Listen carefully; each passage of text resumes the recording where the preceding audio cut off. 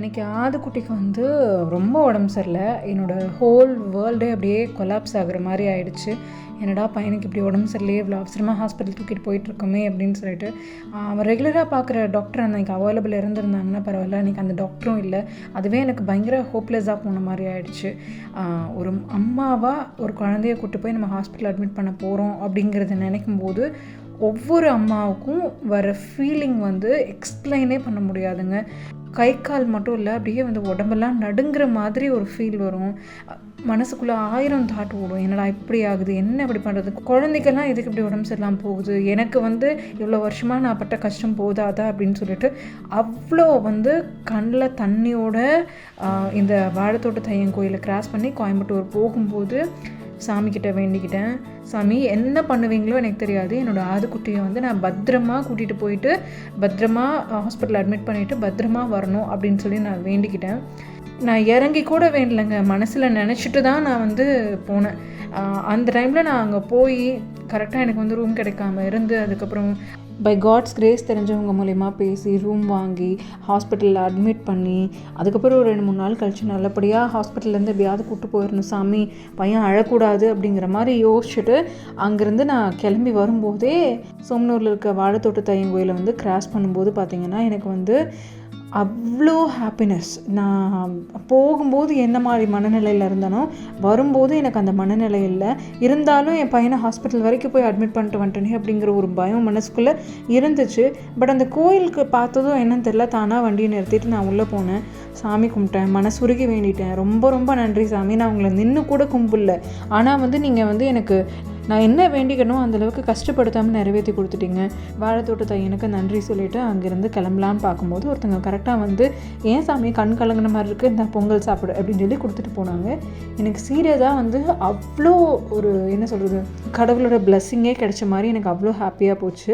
திரும்ப நான் அங்கேருந்து கிளம்புறதுக்கு முன்னாடியே யோசிச்சிட்டேன், கண்டிப்பாக இவங்க பொங்கல் கொடுக்குற மாதிரியே நானும் வந்து சாமிக்கு பொங்கல் வச்சு படைச்சி சாமிக்கு கும்பிட்டு தான் வருவேன், ஒரு நாள் வருவேன், என் வேண்டுதலாம் நிறைவேற்றுற சாமி நன்றி அப்படின்னு சொல்லிட்டு அங்கேருந்து கிளம்பி ஆதுக்குட்டியை கூப்பிட்டு வந்துட்டேன்.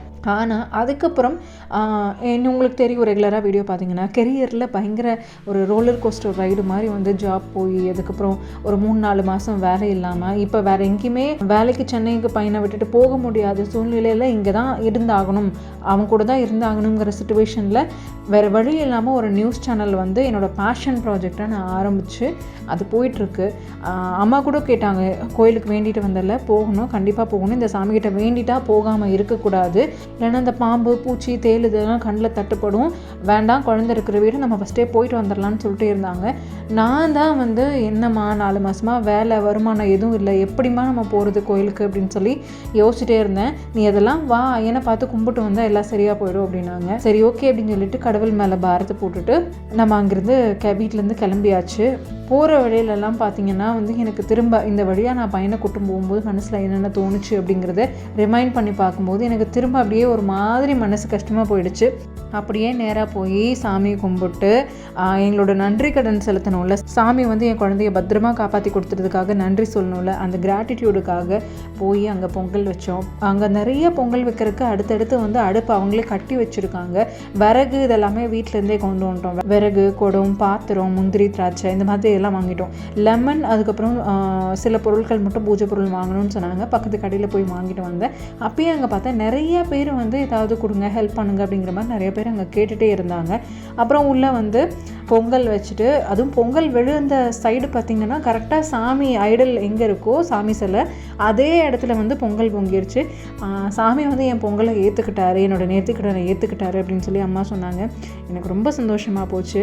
சாமி நம்ம சொல்கிறது எல்லாத்தையும் கேட்டுட்டு தான் இருக்காங்க அப்படின்னு சொல்லிட்டு ஒரு பிளஸ்ஸிங் மாதிரி எனக்கு அது ஃபீல் ஆகிடுச்சு. ஆதுக்குட்டி வந்து ரீசெண்டாக ஒரு பாட்டியோட வீடியோ வந்து தொடர்ந்து பார்த்துட்ருக்காங்க. அந்த பாட்டி வந்து சமைச்சிட்டு அம்புட்டு ருசியாக இருக்கும் அப்படின்னு சொல்லுவாங்களாம். அதை பார்த்துட்டு அதே மாதிரி சொல்லிக்கிட்டு இருக்கான், என்ன சாப்பிட்டாலும் சாமிக்கு கொடுத்துட்டு சாப்பிட்டு எல்லாரும் கொடுத்துட்டு சாப்பிட்டேன். பொங்கல் சாப்பிட்டோன்னே அம்புட்டு ருசியாக இருக்குங்க. அம்மா கூட பார்த்து ஏதோ வீடியோவில் ஒரு பாட்டி சொல்கிறத பார்த்து அம்புட்டு ருசின்னு சொல்லிக்கிட்டே இருக்காரு. நாங்கள் ஏதங்க வாழைத்தோட்ட தையன் கோயில் என்ன ஃபேமஸ் அப்படின்னா, திருப்பூரில் சோமனூர் பக்கத்தில் இருக்குது இந்த கோயில். ஸ்னேக் டெம்பிள்பாங்க. அதாவது திருப்பூரை சுற்றி இருக்கிற நிறைய மக்கள், நிறைய ஈரோடு, சேலம், அதுக்கப்புறம் கோயம்புத்தூர், பொள்ளாச்சி எல்லா சைட்லேருந்தும் இங்கே வருவாங்க. எதுக்குன்னா தங்களோட வீட்டை சுற்றி எங்கேயும் பாம்பு பூச்சிகள் வரக்கூடாது அப்படிங்கிறத வந்து வேண்டிக்கிட்டு இங்கே வந்து சாமி கும்பிட்டு போவாங்க. இங்கே வந்து நீர் கொடுப்பாங்க. புற்று மண்ணோட நீர் இருக்கும். அதை எடுத்து சுற்றியும் தெளிச்சு விட்டாங்க அப்படின்னா அந்த புற்று மண்ணோட பவருக்கே வீட்டை சுற்றி எந்த பூச்சிகளும் நெருங்காது அப்படின்னு சொல்லுவாங்க. அதனாலேயே இங்கே வரவங்க எல்லாரும் புற்று மண் எடுத்துகிட்டு போவாங்க. அதே மாதிரி நிறைய நாகர் சிலைகள் வந்து நிறையா இருக்கும் இந்த கோவிலில். ஏற்கனவே சொன்ன மாதிரி இந்த கோவிலுக்கு வந்து ஏதாவது நம்ம வேண்டிக்கிட்டு ப்ராமிஸ் பண்ணிட்டு போனோம் அப்படின்னா ஐயன்கிட்ட அவங்க வந்து எனக்கு இது கொண்டு வந்து கொடுக்கலையா அப்படின்னு சொல்லி ரிமைண்ட் பண்ணுற மாதிரி வீட்டை சுற்றி பாம்பு, பூரா, பூச்சி, தேல் இந்த மாதிரி ஐட்டங்கள் நம்ம கண்ணில் தட்டுப்படும். ஆனால் எதுவும் ஹர்ட் பண்ணாது. பட் வந்து அது ஒரு ரிமைண்டர் மாதிரி வாக்கு கொடுத்தல வந்தியா அப்படின்னு கேட்குற மாதிரி சாமி இந்த உருவத்தில் வருவாங்க அப்படின்னு சொல்கிறது ஐதீகமாக இருக்குது, நம்பிக்கையாக இருக்குது. இந்த கோயிலுக்கு போனோம், பொங்கல் வச்சோம், சாமிக்கு படைச்சோம், சாமி கும்பிட்டோம்.